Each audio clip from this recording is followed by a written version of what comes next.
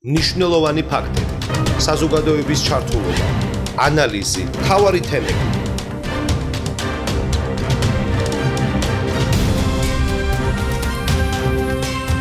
საზოგადოებრივ პოლიტიკურ თოქ-შოუში თემა ნანა რობაქიძესთან ერთად. საღამომშვიდობისა პირდაპირ ეთერშია საზოგადოებრივ პოლიტიკური თოქ-შოუ თემა მე ნანა რობაქიძე ვარ. ჩვენი დღევანდელი გადაცემის პირველი ბლოკის სტუმარი გახლავთ ხარაგაულის მუნიციპალიტეტის მერი კობა ლურსმანაშვილი.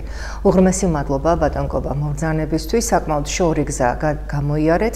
არ გითხვამ თუ არის და ვფიქრობ ძალიან ბევრ კითხვას გასცემთ პასუხს, რომელიც აინტერესებს მოსახლეობას. ასევე მინდა ჩვენს ტელემაყურებელს ვუთხრა, რომ ჩვენ პერიოდულად მოვიწვევთ აბსოლუტურად ყველა მუნიციპალიტეტის მერებს იმისათვის, რომ მათ ანგარიში ჩააბარონ მოსახლეობას, თუ რა გაკეთდა 2025 წელს და რა იგეგმება 2026 წელში. ზუსტად ამავე კითხვით მინდა მოგმართოთ ბატონო კობა 2025 წლის ინფრასტრუქტურული პროექტები, თუ შეიძლება ამის შესახებ რომ ვისაუბროთ ძალიან მოკლედ, რა იგეგმება 2026 წელში, როგორც გეგმიური მონაცემების მიხედვით, ასევე დამატებითი პროექტების სახით და ასევე რეგიონული განვითარების ფონდიდან დაუშვათ რა თანხები შეიძლება დაგემატოთ და ამის მიხედვით მოხდეს განკარგვა ამ თანხების და პროექტებზე გადაზიდვა.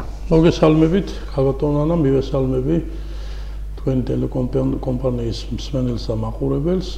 2025 წელი ხარაგაულისთვის გამორჩეული იყო ინფრასტრუქტურული მიმართულებით, ცხადია აქ იგულისხმება გაერთიანებულად ყველა ფორმატის ინფრასტრუქტურული პროექტი, მათ შორის ფონდებიდან დაფინანსებული, საკუთრივ მუნიციპალიტეტი რეგიონალური განვითარების ფონდიდან დაფინანსებას ყოველწლიურად იღებს და ეს თანხა ლიმიტირებულად დაახლოებით 6 მილიონის პარგლებშია.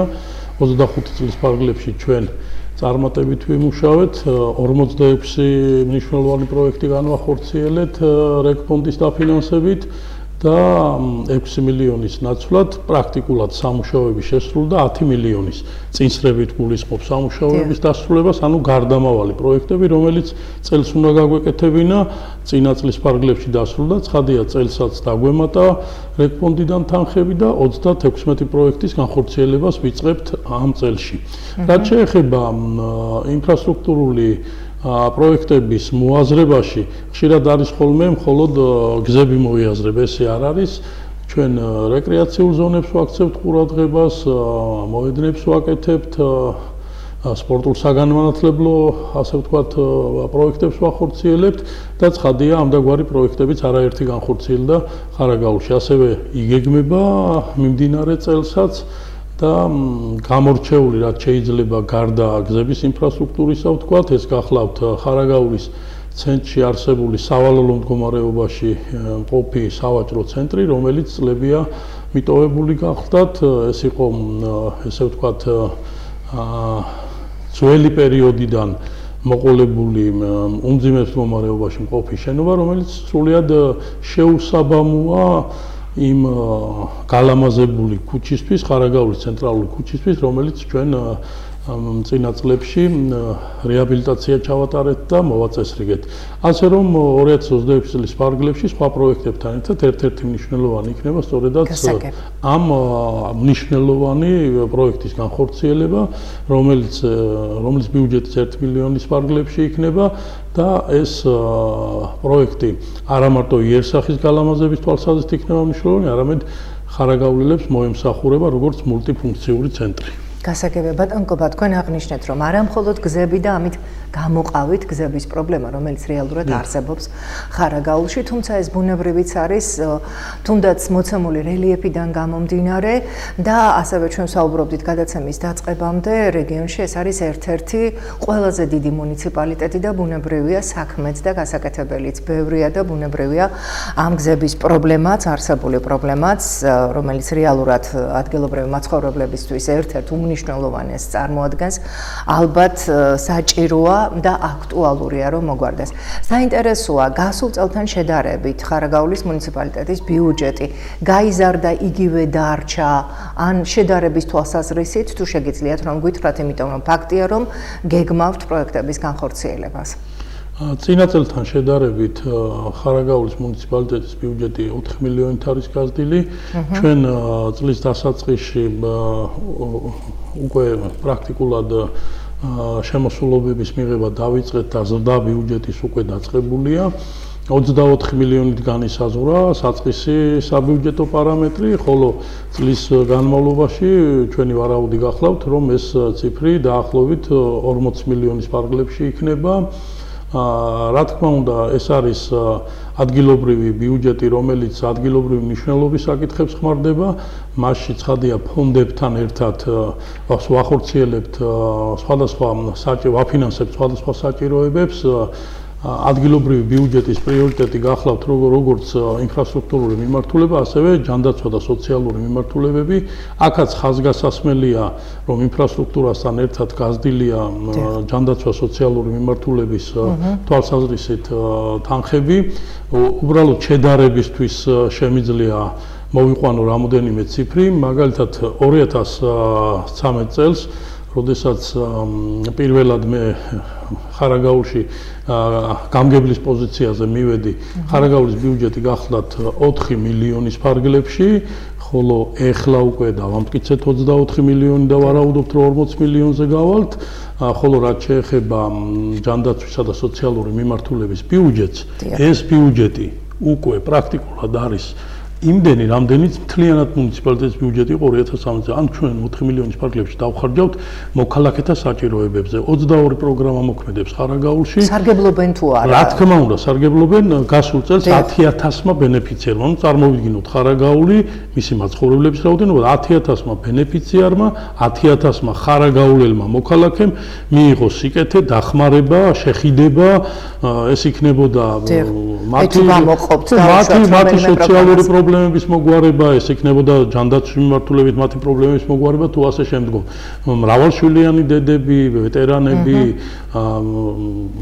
თუნდაც ბავშვთა პროგრამები, რომელსაც პოზიტიური მშობლის პროგრამა და ასე შემდგომ, რასაც ჩვენ ვახორციელებთ ხარაგაულის მასშტაბით. ასევე ჩვენ გვაქვს და დანერგილი ინოვაციური რამოდენიმე პროგრამა, ეს არის ბიუჯეტირების პროგრამა, რომელიც გულისხმობს სამოქალაქო ბიუჯეტირების პროგრამის ფარგლებში მოქალაქეთა ინიციატივიანობას.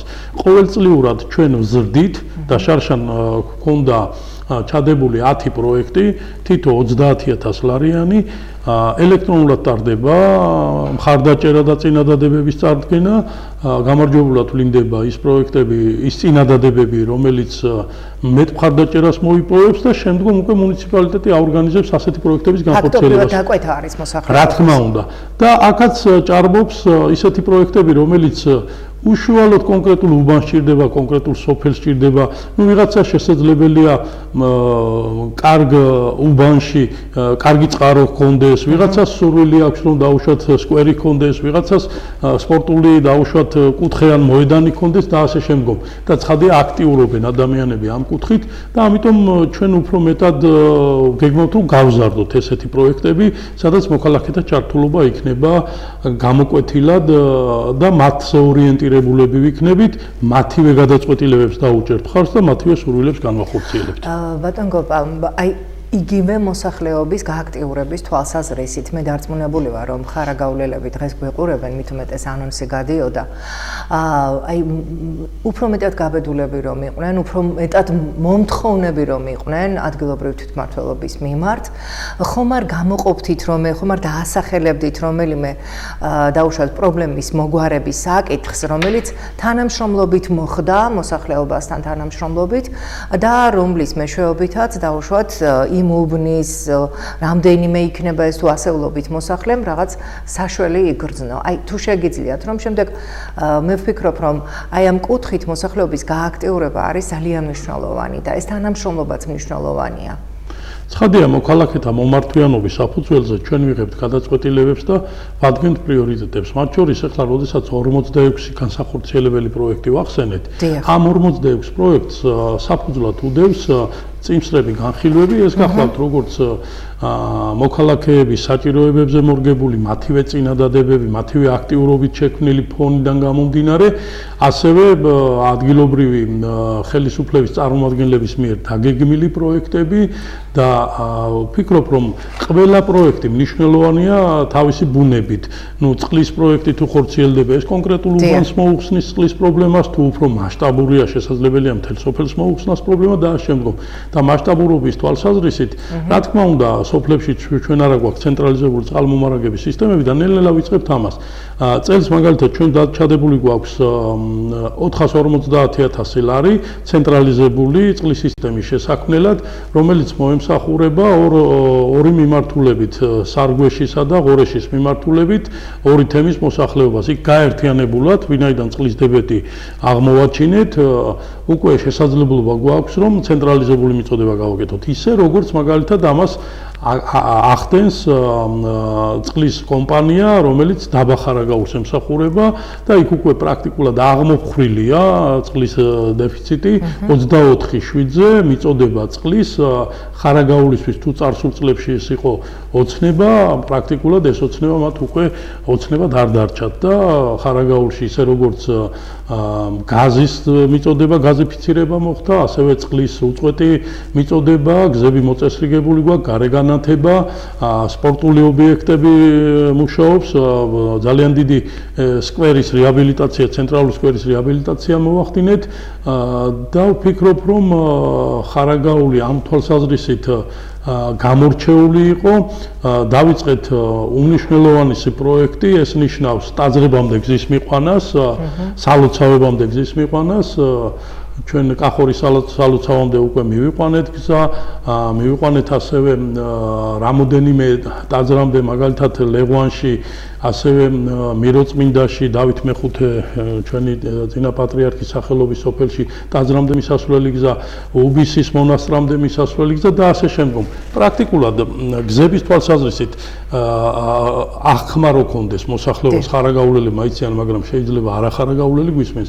ხარაგაული განფენილია სხვადასხვანაირად და იქ შემოსასვლელი ძირითადი ცენტრალური რამოდენიმე გზა არსებობს. ეს არის ზესტაფონის მხრიდან შემოსასვლელი ცენტრალური გზა, რომელიც სრულად რეაბილიტირებულია და კეთილმოწყობილი. ეს არის ცენტრალური მაგისტრალიდან შემოსასვლელი გზა ხარაგაულამდე, რომელიც ასევე კეთილმოწყობილია, ასევე ცენტრალური მაგისტრალიდან სარგვეშის, ღორეშა სარგვეშის მიმართულებით ბაზალეთის გავლით ჩამოვდივართ ხარაგაულში, ეს გზაც რეაბილიტირებულია. ხარაგაულიდან ხაშურისკენ მიმავალი გზა, ეგრეთ წოდებული ძირულა ფონა ჩუმათელეთის გზა 51 კილომეტრიდან 40 კილომეტრი დასრულებულია. დაახლოებით 10-11 კილომეტრი დაგვრჩა, ბოლო სოფელი დაგვრჩა, წიფისა და ფონის მონაკვეთი, შემდეგ უკვე ხაშურის, ანუ ჩუმათელეთამდე მისასვლელი გზა, რომელიც ალბათ უახლოეს ხანში გაზაფხულიდან დაიწყება, განახლდება უпростоრად ამ საგზაო ინფრასტრუქტურის მოწესრიგება და ამით ცენტრალური გზები იქნება სრულად დასრულებული. ამის გარდა 79 სოფელი გვაქვს, დაბა და 79 სოფელი. ამ სოფლების 95%-ში ცენტრალური გზები, ანუ მუნიციპალიტეტის ცენტრიდან სოფლის ცენტრამდე თითქმის ყველგან მოასფალტებული და მობეტონებულია. მათ შორის დამატებით დიდი უბნებიც გაკეთებული გვაქვს. დარჩენილ სოფლებსაც ვითვალისწინებთ იმ 46 პროექტში და ცხადია, ამით ცენტრალური გზები იქნება სრულად დასრულებული და ჩვენ მოქალაქეებს შეეძლებათ ისარგებლონ კეთილმოწყობილი გზებით. რაც მთავარია, ხაზგასმით უნდა ითქვას, რომ ხარაგაულის ბიუჯეტი ბოლომდე არის ორიენტირებული მოქალაქეთა ინტერესებზე. მათ შორის კულტურული საგანმანათლებლო მიმართულებით იხარჯება, მოქმედებს როგორც სპორტული ღონისძიებების მიმართულებით აქტივობები, ასევე საგანმანათლებლო მიმართულებით. ხარაგაულელი ახალგაზრდები გამორჩეულები არიან თავიანთი ნიჭიერებით, ბევრი წარმატებული ახალგაზრდა ყავს და ვფიქრობთ, რომ მომავალშიდაც გაგრძელდება ეს ტენდენციები. ძალიან კვალიფიციური და ძალიან საპატივცემულო მასწავლებლები სკოლებში, რომლებიც აი ამ ბავშვთა მიმართულებით თავიანთ შრომას დებენ და შედეგით სახეზეა. თითქმის ყველა ცენტრალურ სოფელში, თემში ჩვენ გვაქვს საბავშვო ბაღი. ესე იგი პრაქტიკულად ჩვენ რომ დავიწყეთ საქმიანობა, იყო 8 საბავშვო ბაღი.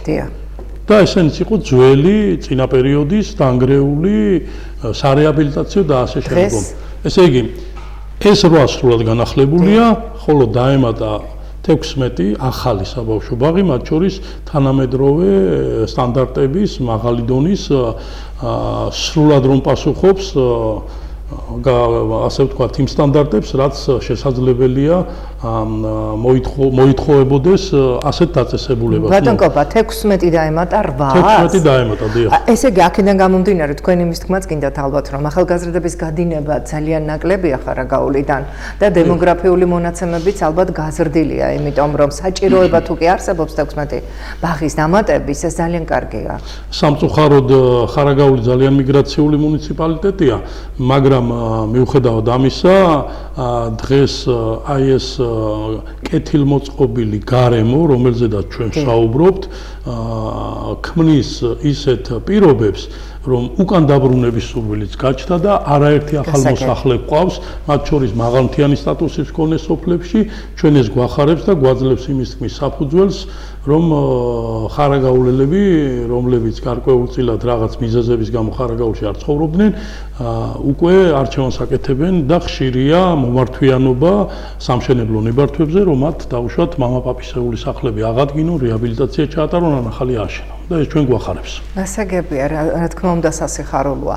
როდესაც გზებზე ვსაუბრობთ სხვა ინფრასტრუქტურულ პროექტებზე ასევე, მაგრამ გზებთან მიმართებაში ალბათ ერთ-ერთი უმთავრესი არის ტრანსპორტი. ძალიან კარგია, როდესაც გზა არის, კეთდება რეაბილიტაცია და როგორც აღნიშნეთ, უკვე ფაქტობრივად ყველა გზა მოწესრიგებულია, მაგრამ როგორია მუნიციპალური ტრანსპორტის მდგომარეობა?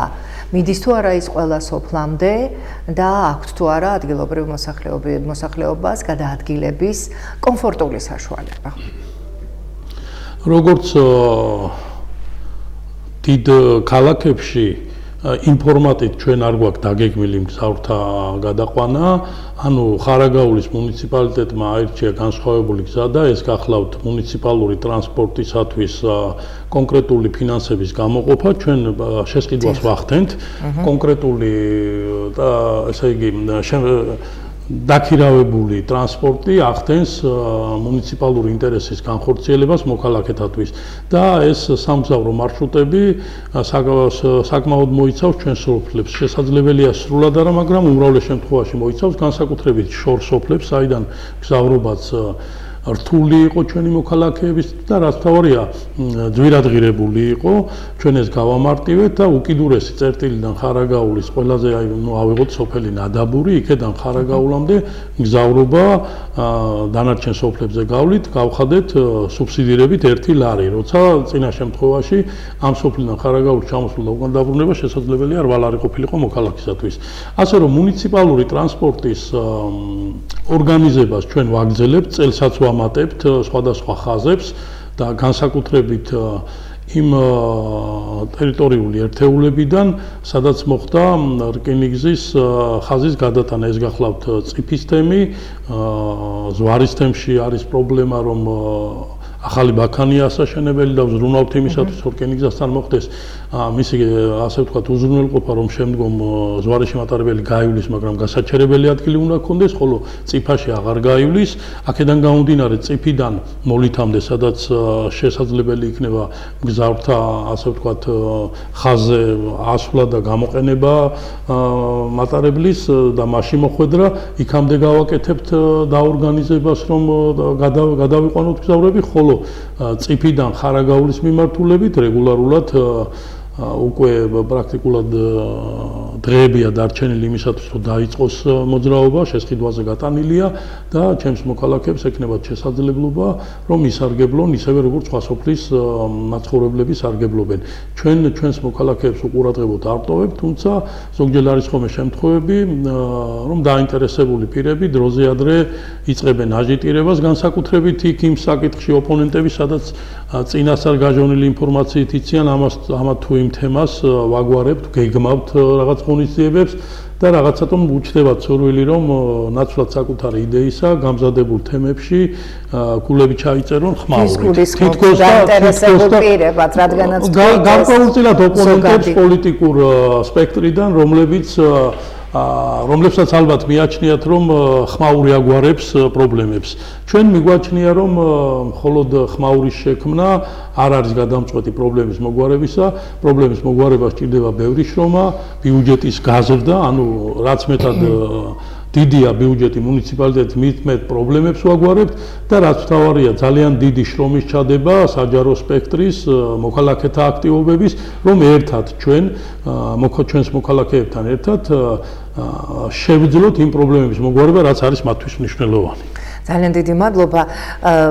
ყველა გადაცემა აბსოლუტურად, როდესაც პოლიტიკოსი ის პირდაპირ ეთერში არის მაჩვენებელი იმისა, რომ აუცილებელია ოპონენტიც იყოს პირდაპირ ეთერში. მე სამომავლოდ ალბათ დავიგეგმები ამ მიმართულებით, იმიტომ რომ მე ამ ტელევიზიას ეს ისტორია ნამდვილად ახსოვს და არც გაგვიწყვეტია ოპოზიციასთან ურთიერთობა, მით უმეტეს, როდესაც ერთად შედან სტუდიაში და მაშინ, როდესაც სხვადასხვა საკითხებზე მიმდინარეობს საუბარი და პასუხების გაცემა ალბათ უფრო მეტად ინფორმაციულია და მეტად საინტერესო თანამშრომლობის კუთხითაც დამეთანხმებით ალბათ ბატონო. რა თქმა უნდა, მზადა ვარ და ხაზგასმით შემიძლია ვთქვა, პირადად მე მზადა ვარ და ზოგადად ქართული ოცნების გუნდს არასოდეს უთქვამს უარი დებატების ფორმატზე, პირიქით თვით იზოლირება და ჩაკეტვა მოისურვა ეგრეთ წოდებულმა ოპოზიციურმა სპექტრმა და ეხლა ჩვენი პრემიერის ბატონ ირაკლი კობახიძის ინიციატივით, როგორც ვიცით, გაიხსნა ეს პროცესი, მივესალმებით და ცხადია უკვე პირველი დებატებით შედგა, რაც დიდი სიამოვნებით ვნახეთ პირადად მეც და ხარაგაულელი. გასაგებია, მაგრამ მე უნდა აღვნიშნო აუცილებლად, რომ როდესაც ოპოზიციას ვიწვევ ქუთაისში, არასოდეს არ ამბობენ უარს. ამიტომ ჩვენ ეს პრაქტიკა უკვე გამოვლილი გვაქვს და ძალიან მიხარია, რომ აბსოლუტურად ყველა გვთან ხვდება და პირდაპირ ეთერში მოდის სასაუბროდ.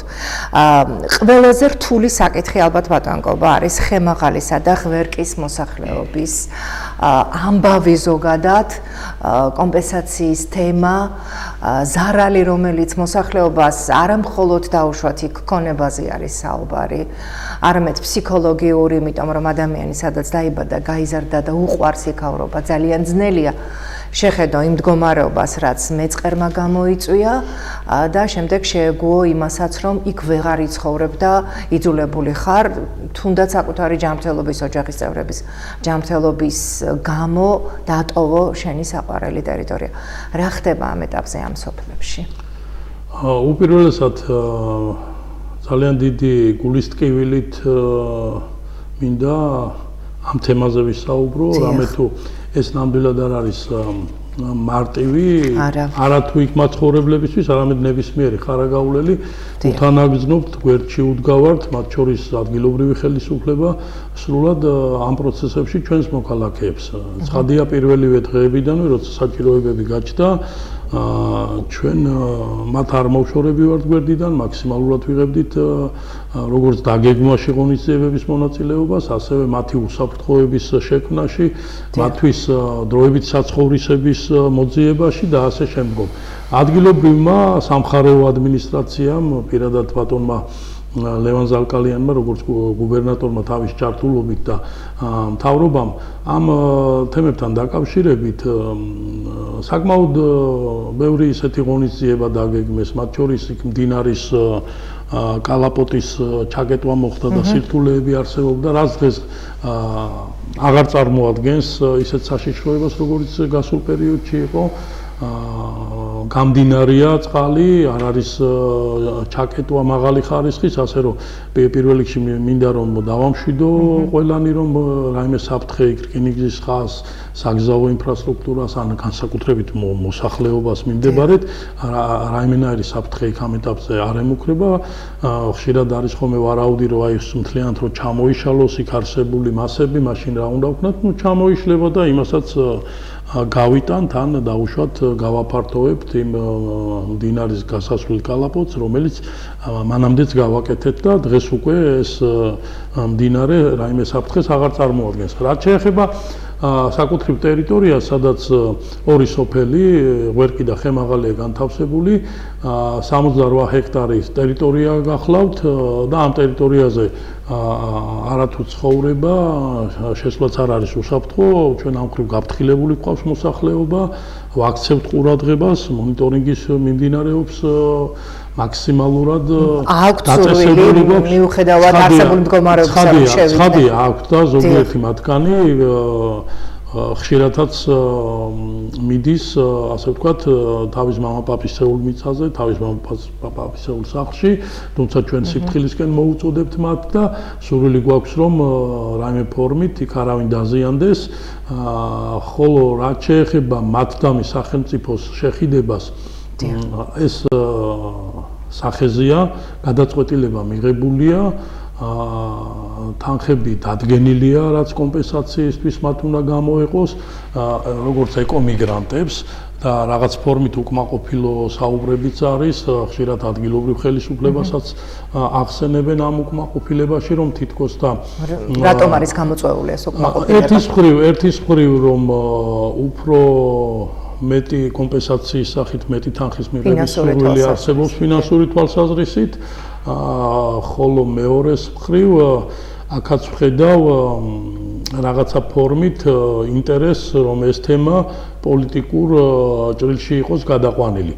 აქ ორი ასპექტი არის. ერთის მხრივ მოქალაქეთა ნაწილს მიაჩნია, რომ მათ ზარალი მიიღეს დაგეგმილი სარკინიგზო ხაზის მშენებლობიდან გამომდინარე და ამიტომ ასეთ შემთხვევაში მათი მოთხოვნა არის არა დადგენილი როგორც ეკომიგრანტის კომპენსაცია, არამედ შეფასება მათი საცხოვრისების, ქონების, მიწის და ამის მიხედვით კომერციული თვალსაზრისით და ამის მიხედვით კონკრეტული უკვე მიყენებული ზარალის ანაზღაურება, თუმცა არაერთის მithქვამს და ეხლაც ვიტყვი, რომ ასეთ შემთხვევისთვის მათთვის არავის შეუზღუდავს უფლება, ამას სჭირდება შესაბამისი მტკიცებულებების მოძიება, სამართლებრივი ფორმის პროცესის წარმოება და რა თქმა უნდა დადასტურება და დამტკიცება იმისა, რომ ეს გამოწვეული იყო ვიღაცის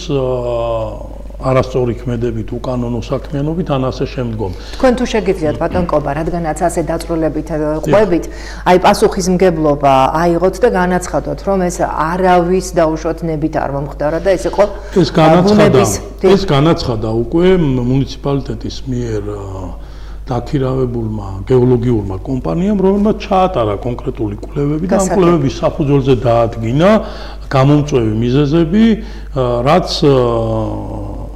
საფუძვლად შეიძლება დადებოდა ამ პროცესებს, ხოლო განსხვავებული შეხედულების მქონე ექსპერტებს თუ მეცნიერებს უსმენ ხოლმე, რომელსაც გააჩნიათ განსხვავებული შეხედულებები და ამ დროს გამოხატავენ, რომ სოლიდარულები არიან, თანაზიარები არიან ჩვენი ხარაგაულელი მოქალაქეების მიმართ და სურვილი გააჩნიათ, რომ მათ მხარი დაუჭირონ და გვერდში დაუდგნენ.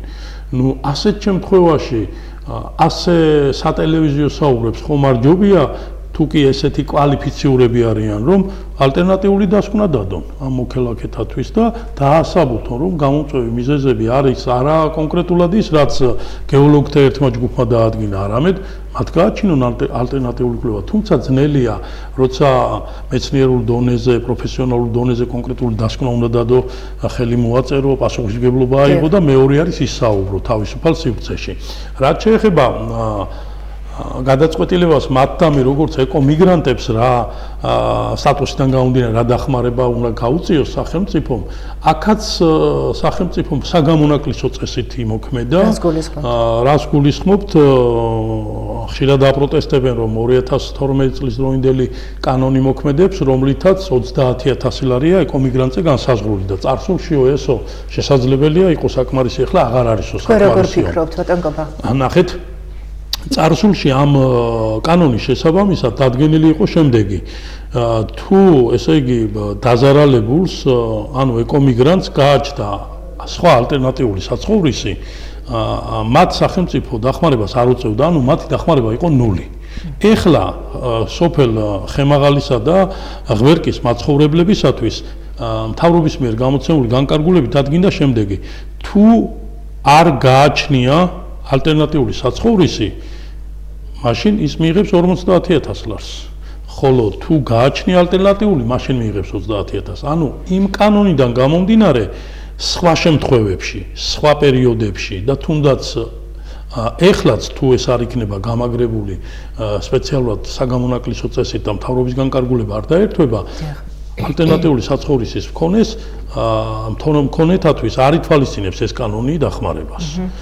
და არ ითვალისწინებს, მაგრამ საგამონაკლისო წესი გახლავთ ის, რომ 30.000 ლარს იღებენ. ხოლო მათთვის, ვისთვისაც ითვალისწინებს 30.000 ლარს, ისინი 50.000 ლარს იღებენ. ანუ განსხვავება არის. ამას უსვავ ხას. მე არ ვამბობ ეს საკმარისი არის თუ არ ეს რამდენად ხო, ნუ ეხლა კიდევ ვიმეორებ, ხშირად ამბობენ, რომ აი სად შეიძლება ამით რომ შევიძინოთ, ვერაფერს ვერ შევიძინოთ და ასე შემდგომ. მაგალითად ხარაგაულში დღესაც თუ არ ვცდები, იყიდება ორსართულიანი სახლი ერთ-ერთ ცენტრალურ ქუჩაზე, რომელიც 50.000 ლარის პარკლებშია. ანუ თუ სურვილი გაგაჩნია, რომ შეიძინო სახლი, შესაძლებელია მოიძიო, თუ სურვილი გაგაჩნია, რომ საკუთარი სახლი მიმდებარედ ააშენო, დაუშვათ ამ სოფლებში შეიძლება აღარ იყოს ამის უფლება, მაგრამ მიმდებარედ მოხდეს, ამაზე ერთობლივად შეგვიძლია ვიმუშაოთ და ერთხელ გვითქვამთ ჩვენც და მთავრობის წარმომადგენლებსაც, რომ ამ საკითხზე ვიმუშაოთ. ჩვენ მზადა ვართ მუნიციპალიტეტი, კიდევ ერთხელ დაუბრუნდეთ ამ საკითხს ჩვენს მოქალაქეებთან ერთად, ვესაუბროთ მთავრობას, ხელისუფლებას, რომ მათთვის გარკვეულწილად გარკვეული ოდენობის მიწები მიმდებარე სოფლებში გამოვნახოთ, დავეხმაროთ იმისათვის, რომ დაფუძნდნენ იქ, ვისაც ეს განზრახვა აქვს. ხოლო იმ შემთხვევებში, როდესაც ხშირად ნახულობდით ხოლმე სხვა ეკომიგრანტებთან მიმართებაში, რომ გადაცემული თანხით შვილი შეიძენდა სადმე მიმდებარე ქალაქში საცხოვრის, ხოლო მოხუცი მშობელი ისევ რჩებოდა სოფლად იმ დაზიანებულ სახლში, ესეთი რამ სახელმწიფომ უკვე გამორიცხა. კვლავ ვიმეორებ, ჩვენი მოქალაქეების გვერდით ვგევართ. მათ ინტერესების დაცვისთვის მზად ვართ გადავდგათ კონკრეტული ნაბიჯები. უშუალოდ მთავრობის განკარგულებით, განსაზღვრული პირობებით ცნობილია მათთვის, დამატებით მუნიციპალიტეტს რის საშუალებებიც ექნება ამ კუთხით დამატებით ნაბიჯებს გადადგავს მუნიციპალიტეტი ჩვენ მოქალაქეებთან ერთად. მათი უფრო მეტად შეხიდებისთვის და მათი ამ მდგომარეობაში კიდევ უფრო მძიმე ვითარების შემსრულებისათვის. გასაგებია, ძალიან დიდი მადლობა ბატონ კობა, ჩვენ ცოტა გადავაცილეთ საეთერო დროს, მაგრამ იმდენად საინტერესო თემები იყო, ვერაფრით ვერ შეგაჩერებდით. დიდი მადლობა იმისთვის, რომ ჩამობრძანდით, არ გითქვამ თუ არის, მაშინვე დაგვთანხმდით და მზად ხართ, რომ მოსახლეობას გავზიაროთ თქვენი მოსაზრებები, თუ კი დაუშვათ ვინმეს, ვინც ჩვენ გვიყურებს ახლა ტელემაყურებას, გაგიჩნდათ რაიმე კითხვები, შეგიძლიათ დაგვიკავშირდეთ ტელეკომპანია რიონში, დასვათ შეკითხვები და ჩვენ გვექნება თანამშრომლობა ბატონ კობასთან და ამ კითხვებზე აუცილებლად გაგვცემს ბატონ კობა პასუხს, დარწმუნებული ვარ.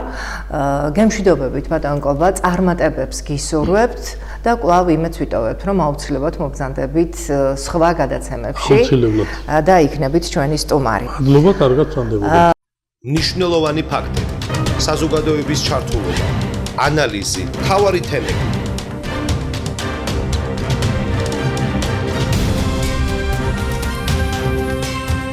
საზოგადოებრივ პოლიტიკურ თოქ-შოუში თემა ნანა რობაქიძესთან ერთად.